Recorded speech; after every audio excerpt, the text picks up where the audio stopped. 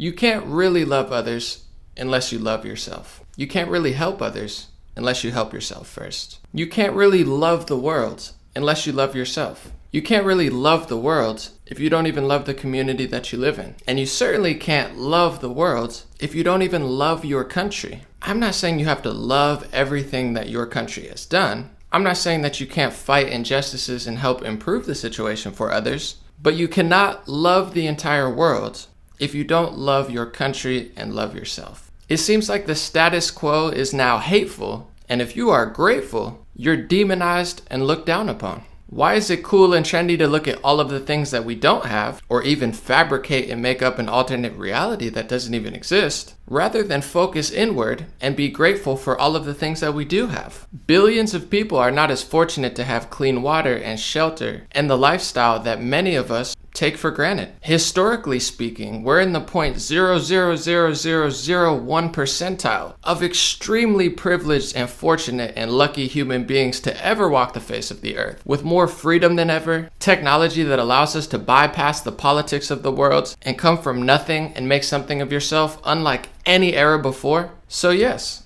I love America, and there's nothing activism or liberal about hating your own country. Who are we really fooling if in one of the most incredible centuries in human history, we're so focused on the negative, we're so focused on the hate, we're so focused on the envy and greed and lack of gratefulness, that we waste this very special moment self-creating a hateful and pessimistic bubble to live inside instead of breaking free from that mental prison? Stop listening to the hate and the pessimism that has become popular culture and do something that's now considered a controversial and revolutionary act. And that is to love yourself, love your community, love your country, love the world, and focus on all the things that you do have, all of the resources that you do have that makes you incredibly, incredibly blessed, instead of constantly living in this world where you hate your country, you hate people with different opinions than you, and this bizarre yet popular idea that being hateful, ungrateful, pessimistic, and negative is going to somehow lead us to the promised land.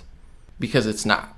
If you don't like America, if I didn't like the city I lived in, or I didn't like the country I lived in, I would move somewhere that I did like. So if you do hate America, why don't you move somewhere that you like better? You only have one life, so you should enjoy it. But you might find out what I had to find out the hard way, and many others, which is not only are we in the upper echelon of blessed people on this planet right now, but you might find out it's not your community, it's not your city, and it's not your country that you hate so much. It might be your mindset, your mentality. It might actually be you. There's people with millions of dollars and all the resources in the world who are never happy because they're always chasing the next thing.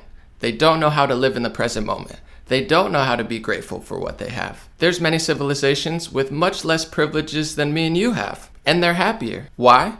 Because they love themselves, they love their family, they love their community, and they appreciate everything that they have, rather than living in a factory farm society where we're all running in circles, filled with fear, envy, and hate. So God bless you, God bless America, and God bless the world. I'm focused on making life better for everybody, and I definitely don't turn a blind eye to the problems that we do have in this country and in the world. But apparently I have a wild, insane approach, which is I'm incredibly happy, I'm incredibly grateful, and I know not to take anything that I have for granted. Thanks for listening, thank you for considering, and just know that loving yourself and loving your country shouldn't be taboo or controversial. Thank you. Bob Ross, you'll never see me tripping.